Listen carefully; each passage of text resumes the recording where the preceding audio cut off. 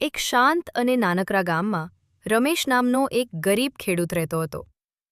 ઘર કાચું હતું, દિવાલોમાં ચીરા પડેલા, છાપરામાંથી ક્યારેક વરસાદ ટપકતો. છતાં એ ઘરમાં એક વસ્તુ ક્યારેય ઓછી નહોતી: ભક્તિ.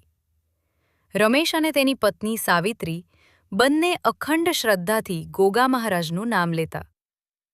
ઘરના ખૂણે નાનકડી દેરી બનાવી હતી.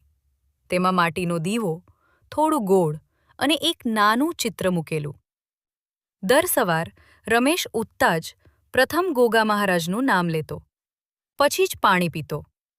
ખેતરમાં જતા પહેલા દીવો પવો પ્રગટાવતો અને કહેતો, "હે ગોગા મહારાજ, આજનો દિવસ તમારે સોંપ્યો."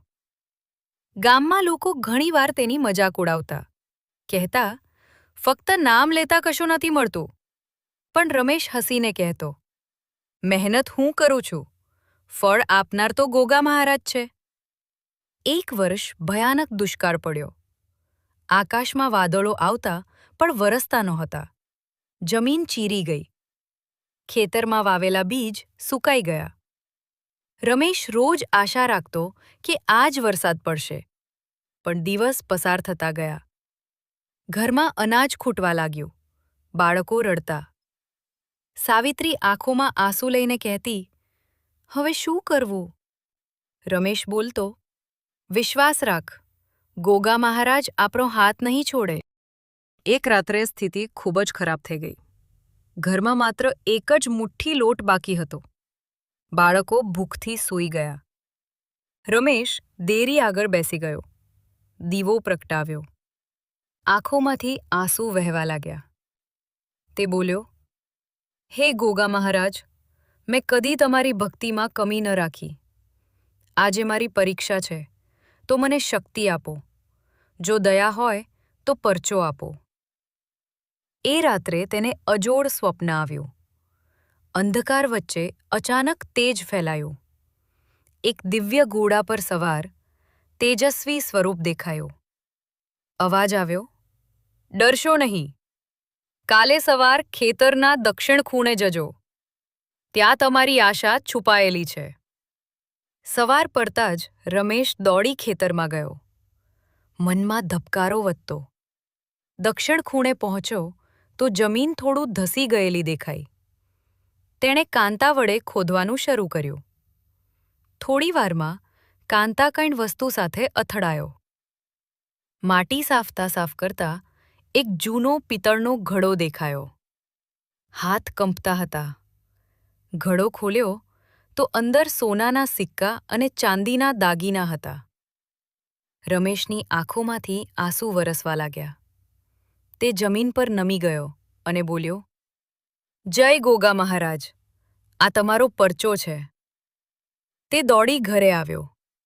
સાવિત્રીને બધું બતાવ્યું. બંનેએ પ્રથમ દેરીમાં દીવો પ્રગટાવ્યો. પૈસા જોઈને પણ ગર્વ ન આવ્યો. સૌ પ્રથમ તેણે ગામના કર્જ ચૂકવ્યા. પછી ખેતરમાં નવો કૂવો ખોદાવ્યો, જેથી ફરી દુષ્કાળ આવે તો પણ પાણી રહે. અને ગામના વચ્ચે ગોગા મહારાજની સુંદર દેરી બાંધી. દર ભાદરવા મહિનામાં ભજન, કીર્તન અને પ્રસાદનો કાર્યક્રમ કરાવતો. ગામના લોકો જે પહેલાં મજાક કરતા હતા, હવે શ્રદ્ધાથી માથું ઝુકાવતા. એક દિવસ ગામમાં એક ભયાનક ઘટના બની. એક નાનકડા બાળકને સાપે દંશ માર્યો. ગામમાં હાહાકાર મચી ગયો. ડૉક્ટર શહેરમાં હતો. બાળકની માતા રડતી રડતી ગોગા મહારાજની દેરીએ આવી. તે બોલી, "હે ગોગા મહારાજ, તમે રમેશને પરચો આપ્યો. આજે મારા દીકરાને બચાવો." દેરીમાં દીવો પ્રગટાવ્યો. ભજન શરૂ થયો. થોડા સમય પછી બાળકનું શરીર, જે નીલું પડી ગયું હતું, તે ધીમે ધીમે સામાન્ય થવા લાગ્યું. ઝેર ઉતરવા લાગ્યું. બાળક આંખ ખોલીને બેઠો થઈ ગયો.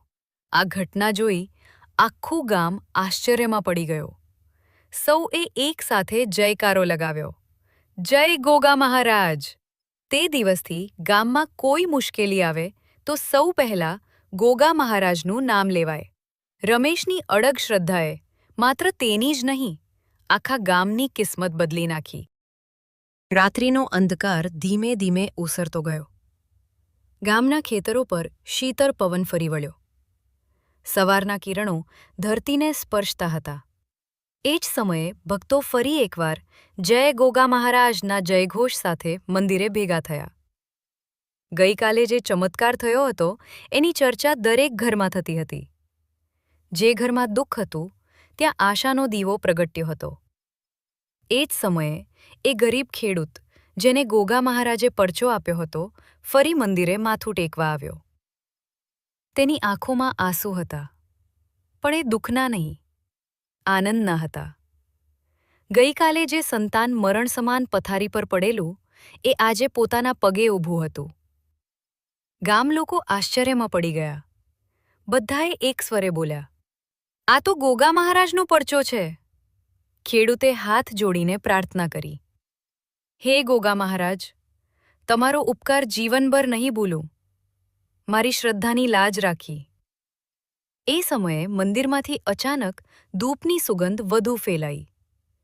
દીવો વધુ પ્રગટ જ્યોતિથી બળવા લાગ્યો. ભક્તોને લાગ્યું કે ગોગા મહારાજ પોતે હાજર છે. ગામમાં શાંતિ છવાઈ ગઈ. જે લોકો શંકા કરતા હતા તેઓ પણ હવે શ્રદ્ધાથી નમવા લાગ્યા. એક વૃદ્ધ બોલ્યા, "જ્યાં સાચી ભાવના હોય ત્યાં ગોગા મહારાજ કદી નિરાશ કરતા નથી." પણ વાર્તા અહીં પૂરી નથી થતી. થોડા દિવસો પછી ગામ પર ફરી એક આફત આવી. અચાનક ગામમાં સાપો દેખાવા લાગ્યા. લોકો ભયભીત થઈ ગયા. બાળકોને બહાર ન જવા દેતા. ખેતરોમાં કામ બંધ થઈ ગયું. સૌએ ફરી ગોગા મહારાજને યાદ કર્યા. મંદિરમાં રાત્રે જાગરણ રાખવામાં આવ્યું. ભક્તિ ગીતો ગવાયા. ધૂન થઈ, "ગોગા મહારાજની જય." એ જ રાત્રે એક ભક્તને સ્વપ્ન આવ્યું. સ્વપ્નમાં ગોગા મહારાજે દર્શન આપીને કહ્યું, "ડરશો નહીં. સવાર થતાં જ ગામની સીમ પર મારા નામનો ધ્વજ લહેરાવો. જ્યાં શ્રદ્ધા હશે ત્યાં કોઈ ઝેર કામ નહીં કરે." સવાર પડતાં જ ગામ લોકોએ એવું જ કર્યું. ગામની સીમ પર ધ્વજ બાંધી દીધો. આશ્ચર્યની વાત એ હતી કે ત્યારથી સાપો દેખાવા બંધ થઈ ગયા. લોકો ખુશીમાં ઝૂમી ઉઠ્યા. ગામમાં ફરી શાંતિ આવી. આ ઘટના પછી ગામના દરેક ઘરમાં દર સવાર ગોગા મહારાજનું સ્મરણ થવા લાગ્યું. બાળકોને પણ શીખવવામાં આવ્યું કે શ્રદ્ધા અને સચ્ચાઈ રાખશો તો ગોગા મહારાજ સદા રક્ષા કરશે. અને એમ સવારવારી ગોગા મહારાજની આ પવિત્ર વાર્તા ગામે ગામે પ્રસિદ્ધ થઈ. જ્યાં જ્યાં આ કથા સંભળાઈ ત્યાં ત્યાં ભક્તિનો પ્રકાશ ફેલાયો. જય ગોગા મહારાજ!